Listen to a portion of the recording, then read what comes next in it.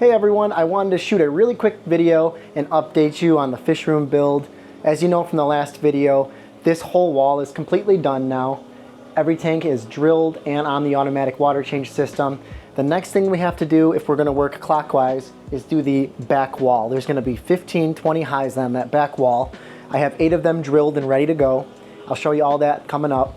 Right now we're going to move that rack and get it in the right position. I also want to update you on a few breeding projects, some really exciting news with the raccoon tetras. So follow along with me and enjoy the video. The only tank on this rack right now is a little 5-gallon with some rummy nose tetras. I was trying to spawn them. I only gave them a few days in here. I have seen what looked like spawning behavior, but I'm not seeing any eggs in the peat moss. It's my first time doing this, and I plan on taking a much more focused approach on this in the future, but for now they're going to have to move, so I'm going to go ahead and net them out and put them back in their conditioning tank.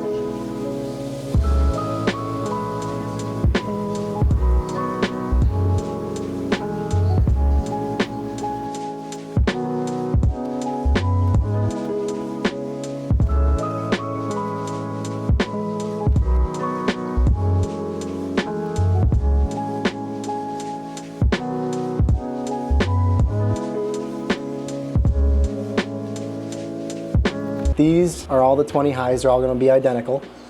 I've got a bulkhead in the top right of the back of the tank. You can see there's an elbow that comes up and a strainer on top. I'm going to be putting all Matten filters in on these. Really excited for those. I'll show you those in a little bit. And I have a street elbow that comes straight out. I glue those in and I convert it into flexible vinyl tubing, so this goes in here too. This has to drain into this rear pipe here. It's going to be really close on this bottom level here. You can see I'm basically going to have to drill a hole in the top of this, lift this tank up, and drop it in. I have to get this rack close enough to this wall so that this sits where it needs to sit. The other 2 levels above me don't really matter because there's enough play in the vinyl hose to, do whatever I need to do. But if I want these on the automatic water change system, I need to make sure that this sits flush like that against the back of the rack, and that this pops into that drain line. So you can see I've got to move it quite a bit farther back. Obviously this is the first time I've ever built a fish room, so I'm going to make a few mistakes along the way. And I'm trying to jam as many tanks as I can into this room, which is my primary goal. But if I could do it all over again and I had unlimited space, I'd give myself enough room behind these racks so that I didn't have to push everything right up against the wall, because if any of these tanks start to leak, it's going to be a big project taking them all out and fixing it. Okay, last night I finished the plumbing. I'm going to show you real quick before we start drilling. So there's a ball valve up here that controls the left side of the room. I can turn all the water off to this side with that ball valve. There's a ball valve right here that controls the right side of the room.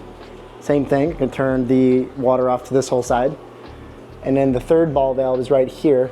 That's where I did all the plumbing. So it's not the prettiest job in the world, but this horizontal pipe will be for the top rack. It comes down, tees off, another section right there, and comes down, tees off one more time. So now the next thing I'm gonna have to do is drill little water spigots above each tank to give each tank a little bit of water every time the pump runs. I get these valves from Gemco. They're plastic water valves. If you want to build a fish room and you plan on running water through valves, do yourself a favor and buy the plastic ones, because there's nothing on here that's going to corrode or rust. If you try using airline valves that are metal, they'll eventually rust out or get, corroded. I've already taken the time to wrap the threads in Teflon tape. So now I'm going to mark above each tank and drill a hole where these are going to go. I buy these all from Gemco, And when you buy them from Gemco, they'll supply you with a drill bit that's the perfect size, and another bit that taps the hole and puts threads in the hole. You drill the hole with the standard drill bit, and then you tap it. That puts threads in the PVC. You want to use Schedule 40 PVC because it's thick. And then you just literally screw this in, and then you can adjust this valve with how much water you want to run. This would be full throttle when it's in line. This would be off. This is somewhere in the middle. So you just have to kind of eyeball it. You can even measure it out if you really want to get it precise. So I'm going to put 15 of these in. We're going to just take a permanent marker, mark that PVC pipe, and drill and tap these holes. Just to make this process easier, I'm taking the tanks and literally throwing them up on the rack, and then I'm putting a little dot on the PVC pipe with some permanent marker. Then I'll pull all these off right away. They're empty tanks, so they don't really weigh anything, but that gives me the correct spacing, so I'm not measuring and getting it wrong. Since the bulkhead is on the right side, I'm trying to get the water to come in on the left side, and I kind of want to push it past the Matten filter so that the new water comes towards the front of the tank and the old water kind of goes out the back. I know some new water will still go out the back once in a while, but I feel like that's more efficient than putting it right behind the Matten filter where the new water might be immediately draining. So I've marked this PVC pipe. We're going to do the top and the bottom, and then we're going to start drilling.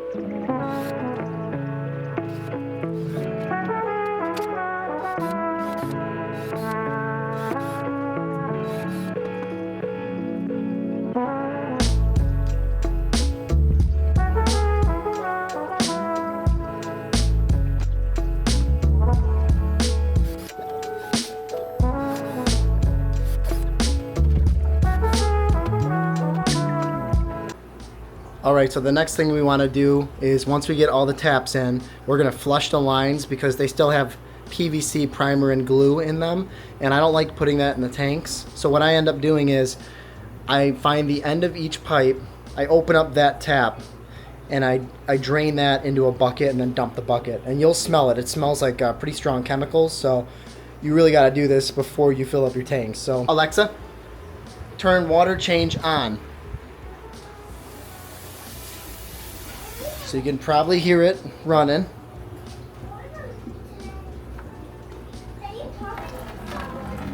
I'm making a video, honey. So you obviously can't smell this, but it smells like very strong PVC glue and PVC primer. If you do any kind of plumbing, you know what that smells like. It's a really strong smell. So I'll let this drain for quite a while, but at least 5 minutes. Just get all those chemicals out. So the next step is to actually put the bulkheads in the holes that I've drilled and to assemble all the pieces that I've got. So I'm just going to show you real quick. Most of you probably don't really care, but if you're ever interested in doing this, you're going to need some kind of bulkheads. These are 1-inch slip bulkheads, so these do require gluing. I've seen a lot of people use threaded, and that might be the smarter way to go because then you can always unscrew it. If you want to change out fittings or something. This is inside the tank, this is outside the tank. So inside the tank I have a small black plastic piece that goes in here, and what that allows me to do is to put a black PVC 90-degree elbow. It doesn't have to really be glued because it's underwater anyway, and if it leaks, it's not really going anywhere besides out the drain. The last thing I need is a strainer top. So this goes right into there. So the inside of the tank, I like the way it looked. It blends in with the black background that I've painted on all the tanks. There's a strainer on the top. For tanks with small fry, I modify this a little bit so fry don't go through this hole. But for regular size fish, this is all you really need. And then on the outside of the tank, I've got this street elbow that goes into there. And then I have this barb fitting that converts your plumbing to a vinyl hose. So that's, you know, you got the water that overflows, comes up into this strainer, comes out of the tank, and drains out into the drain pipe. It's pretty simple. I got most of these pieces on, it's a website, I can't remember what it's called, pvcparts.com or something like that. I'll link it in the description if you're interested. The bulkheads were from Amazon. You know what? I think I got these from Gemco. These strainers from Gemco, pretty sure. But something I like to do before I put these bulkheads in, you can see there's a couple like little gaskets here. I like to take some kind of alcohol, clean the gaskets, and I also like to clean the inside of the tank and the outside of the tank, just to make sure I get a really good seal. So we're going to do that right now.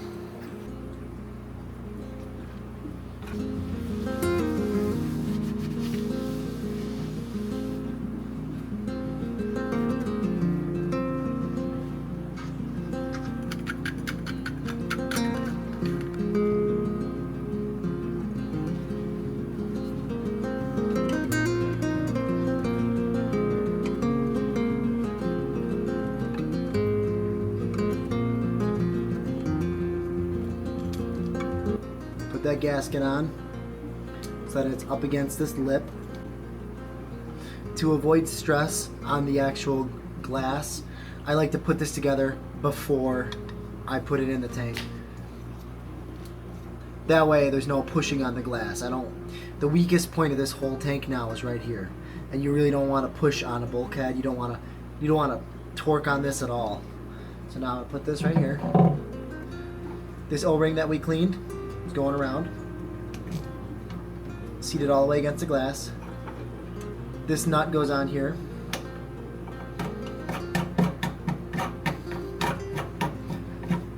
Slide it all the way down. And I don't silicone this or anything. I don't find the need to do that. The only thing is, I get it tight, and then I give it a good quarter turn. So I just look at, like, up here, I want it to go like to about 12 o'clock to 3 o'clock. And that's it. That's all you really need. Too much more than that, and you start warping this gasket. You might give it a little more mustard. Not much. Hand tight's all you need. You don't need to use a wrench or anything like that. Here's the inside of the tank. I just think that's really sharp looking. I just wanted to blend in. I didn't want the elbow to be noticeable. I know it's a fish room and it's just for breeding, but that kind of stuff I think would bother me. And this is the outside of the tank. So now we can use this to, the final gluing we're going to do is back here, and then we'll get this going to this drain pipe here.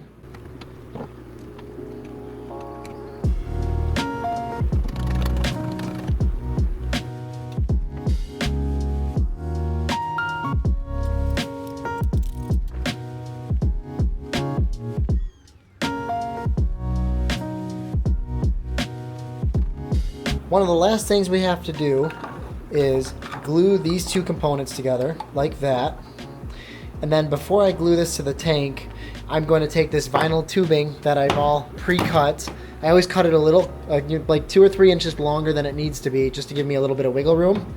We're going to push this onto this barb, and then we're going to glue this into the tank, and we'll be ready to rock and roll. So this vinyl tubing can be a little stiff sometimes. This is actually pretty pliable, so I don't think I'll have a problem. If it's hard to get on the barb fitting, soak this in hot water, and that makes it a lot easier. But I don't think I've had to do that yet. We're going to glue this barb fitting to this street elbow. 5 of them. We're going to do that right now.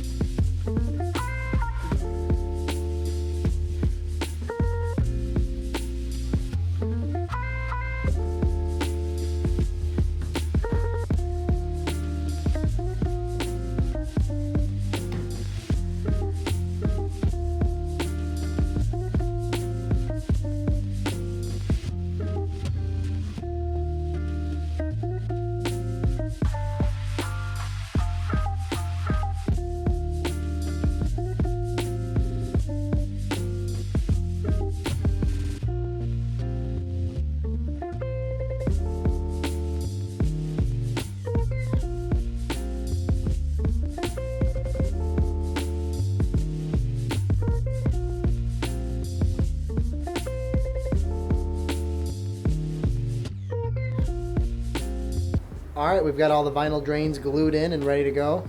Gonna let them set for a few minutes. Go have a Mountain Dew. And when I come back, we're gonna put these bad boys in. Something really important to pay attention to when you're doing PVC. If you don't hold the PVC together for a few seconds, sometimes pieces can slip out a little bit. This piece slipped out a little bit, so it's not a big deal.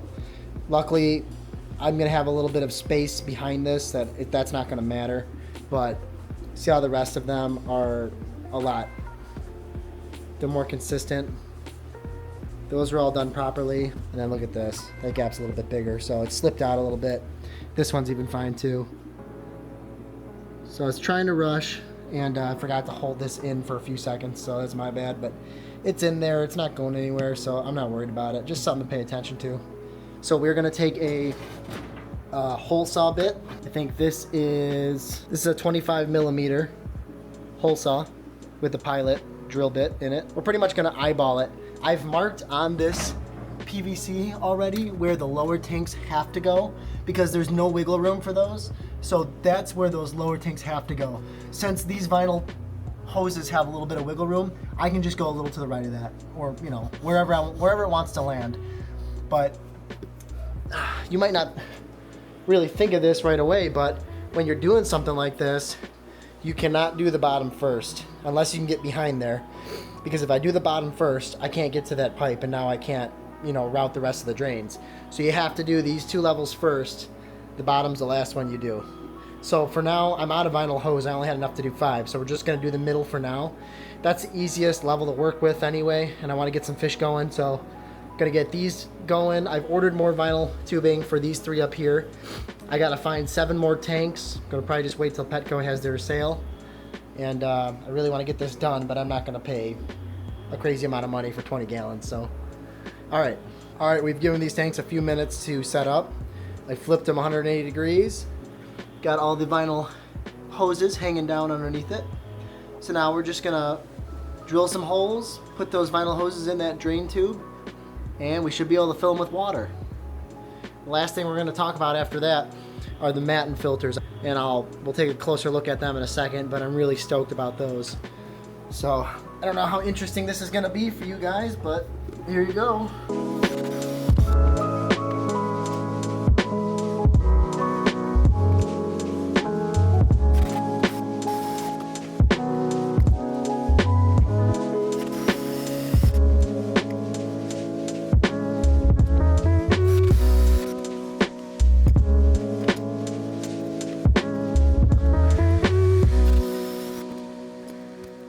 All right, we've got all the tanks in place, all 520s. This 5 gallon's just chilling here. It's not connected or plumbed or anything, but it's nice to know I can get a 5 gallon. I can get 520s plus a 5 gallon on these shelves. I wonder if there's a taller tank that has the width of a 5 gallon. If there is, let me know in the comments. I can do some research too, but I'm just curious if I can get something this tall, this wide. Maybe I'll even build a tank. That'd be kind of a fun project. Anyway, you can see right there, all the vinyl hoses are in the drain pipe. So now it's time to fill them up and put together our Matten filters. So I bought these Matten filters from Swiss Tropicals. I was gonna build my own. I actually have been building my own with some Amazon foam in 10-gallon tanks.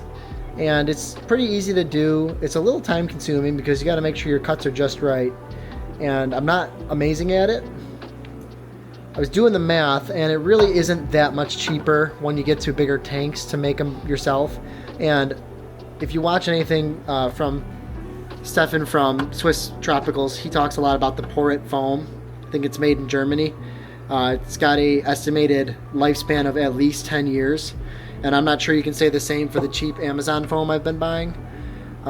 Also, they come pre-cut, and look how perfect that cut is. It's absolutely perfect. And they come with these jet lifter tubes, pre-cut, pre-assembled. So they've got this air device on it. I don't think this will ever clog. The PVC pipe itself has some extremely small holes drilled into it. And then this collar goes over those holes. So I think that produces some fine bubbles that go up the jet lifter tube and produce the flow that you're looking for. really like no moving parts. I don't think any of this will ever, you know, stop working. With a air stone, sometimes they fall apart, sometimes they get clogged. I bought 8 of them. If I'm really liking these, I think I'm gonna switch the whole room over to them.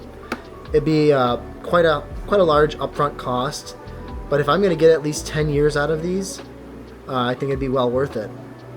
And you can go 12 to 18 months without even cleaning them sometimes. It really depends on probably bio load and what you're keeping in each tank and how much you're feeding it. I'm really excited for these filters. So one thing that you have to do is you have to put a hole in the foam for this. Some people cut a little notch on the top and they set this right on top. I think I want the water level to be right halfway up this opening. So to do that, I'm gonna fill the tank up and we're gonna try something with a spade drill bit that I saw someone else do. So I'm gonna, oh, whoops, a doodle. Didn't know that was on. I am constantly making a mess in here. Anyway. Fill this tank up. We'll test out the drain too. One thing I totally forgot to do was check if this rack's level. I'm hoping it is. This whole room has been very level so far. I haven't had to shim anything. The water line will tell us if it's level or not. So I have no idea why I keep getting all these random flakes in my water. I hope it's not this Flexilla hose. I wonder if this is breaking down. But I keep getting all these nasty flakes in my water. It's kind of starting to bug me. But anyway, once the water gets high enough, we should start to see it come down that drain tube. And there it is, it's working. And that's the overflow system, pretty simple.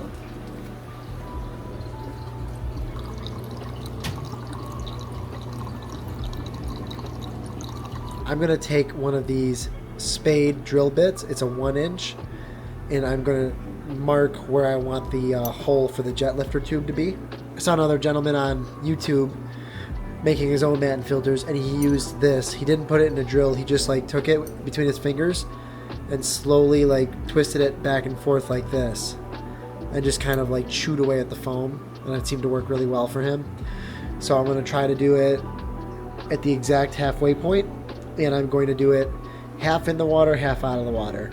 This will be a template. I'll do the rest of them out of the water, but I really wanted to see where the water level was so that I could get the jet lifter tube exactly where I want it.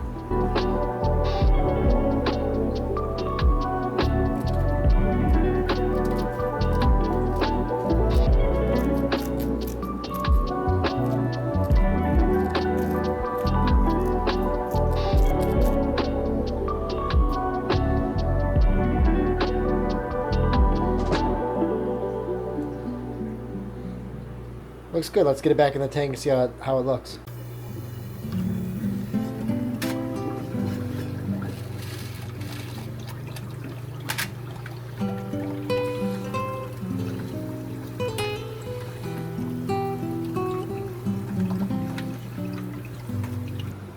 Alright, so I got 3 filters in so far.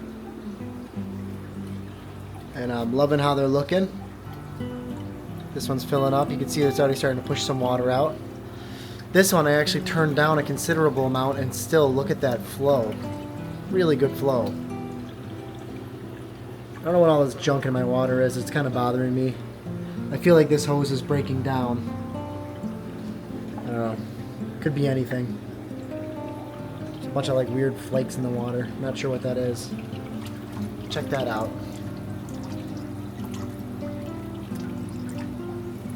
Really, really happy with that. And I'm imagining I can turn that way down when I have fry in here. And I also think I'm going to try to build something that hangs over the outlet to prevent this flow from getting out of control, because the only downside I can see to these filters so far is floating plants are not going to like them. Unless I have the flow really, really turned down, because floating plants do not like surface agitation usually. At least in my experience. I don't know if you guys can relate to that. But we're just going to keep trucking. I'll show you how I've been cutting these holes. I was a little hesitant of the method I was using the first time I used it because the foam was wet. But when it's dry, it goes through a lot easier. And it's making some really nice holes. You see that hole is nice and clean. I like that this is a separate piece, so if I'm catching fish out, I can pull this off, and then the net will slide right up against that foam. I should be able to catch all the little fishies out of here. That's another nice thing about the Matten filters is when you're moving fish around, there's nowhere for the fish to hide. I mean, I could put decorations and plants in here, and some of these will have sand or gravel or, you know, soil, but when it comes time to catch the fish, there's no heater, there's no sponge filter. You literally just can get them right up next to that foam and catch them. I'm finding the exact center of the foam, so it's 12 and a half, so that would be 6 1/4. Find 6 1/4 on my tape, pop that right on 6 1/4, and then I just make sure I'm about 1 inch down. That's kind of what I've decided I want to do. So 1 inch down. I don't think it has to be perfect, but that's pretty close. And then what I've been doing is I started off, I just real lightly with my fingers, just start scoring the foam. You can kind of hear that. And then, like you're kind of starting a fire with a stick, you put it in between your two hands and you just go like this.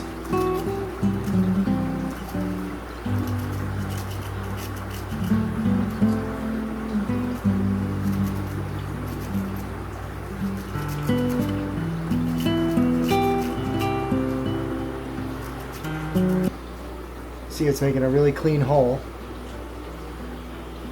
It's almost coming through the other side, so it's the best way I can figure out how to do it so far. I'm told that if you put this in a drill, it'll actually just grab the foam and rip it, so you don't want to do that.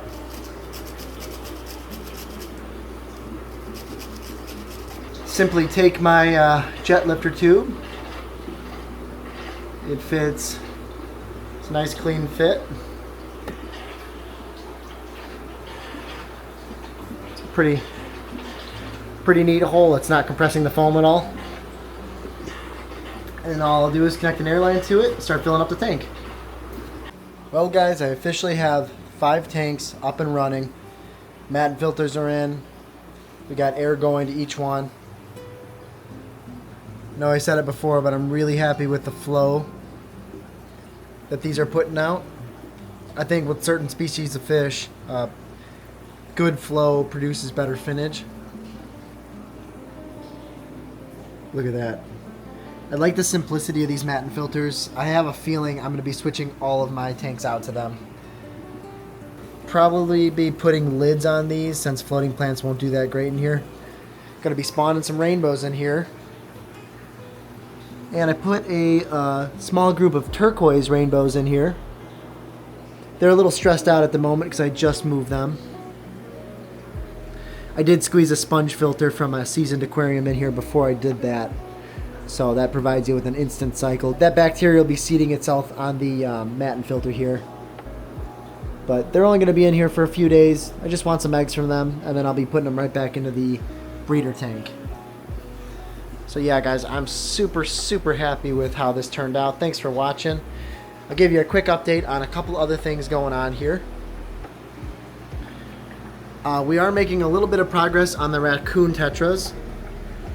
I have them in very soft acidic water. I've got some oak leaves from a nature walk that I threw in here.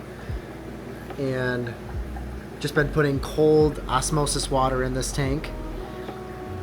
My friend Dang built these 3D printed egg catcher boxes, and he sent me a few extra screens. Those screens come in different sizes for different egg sizes. So I've got the bigger grate in here now, and I am starting to get eggs. So I just take a siphon and I siphon out the eggs out of here every day. I'm not getting a whole lot yet. I think they're still kind of settling in, but I'm definitely seeing breeding behavior every day. They really like those cold water changes. And right now I'm just throwing the eggs in this tank down here. And I don't know if this is going to come up. I don't think this is going to focus. I might have to get some B-roll with my phone, but there are some fry in this tank. They stay right on the surface. I'm not sure if you're going to see that guy. I might have to get some B-roll, but I do have some raccoon tetra fry swimming around in this tank. I also have quite a few corridors growing up. In here is a bunch of eggs that are just starting to hatch out. These are the Triliniatis, or the false Julies. Same thing within here. Bunch of eggs in here that are just starting to hatch out. You might even see some fry swimming around the bottom. They're just hatching right now. And then in these containers here, I'll be able to show you, I've got like 4 different spawns of the Triliniatis cories in here. Really squirrely. These are the biggest ones. They're not liking that bright light right now. They're really freaked out. In here, got more. Small batch of cories in here, nothing crazy, but these spawns seem really healthy. And then I am raising one up on sand, and these are actually doing the best.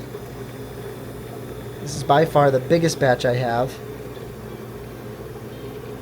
Probably see them all flying around. I gotta get some moss in here. For some reason, I'm having trouble growing moss right now. I'm not sure why.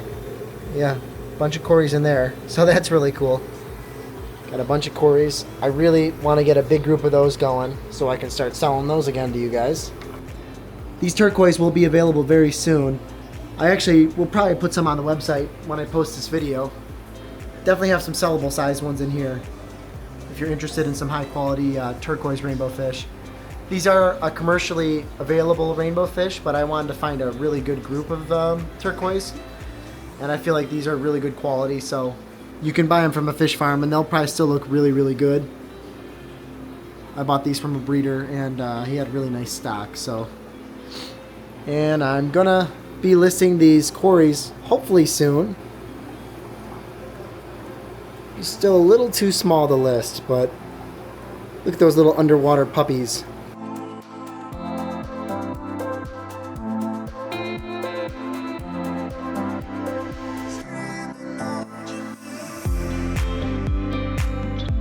So I know I haven't videotaped most of the build process for this room, but it's pretty much what I just showed you. Drilling each tank, putting a bulkhead in, getting it on the automatic water change system. It's a lot of work up front, but I think it's going to pay dividends in the end. All right, it's been a couple days. I've got 3 different groups of rainbow fish in the new tanks, and I want to show you those real quick. And we might also check on eggs with the raccoon tetras. We'll see if we got any eggs. All right, the turquoise rainbows in here are settling in. They're looking really nice. I got 3 more I'm going to throw in here to get them breeding. And then we're also going to throw a couple more groups of rainbows in here as well.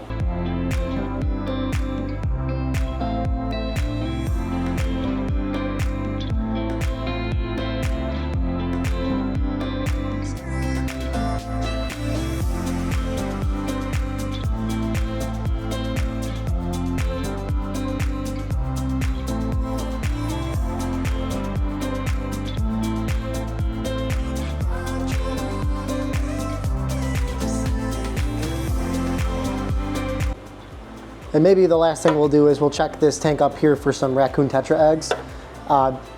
Experimenting with different ways to breed them.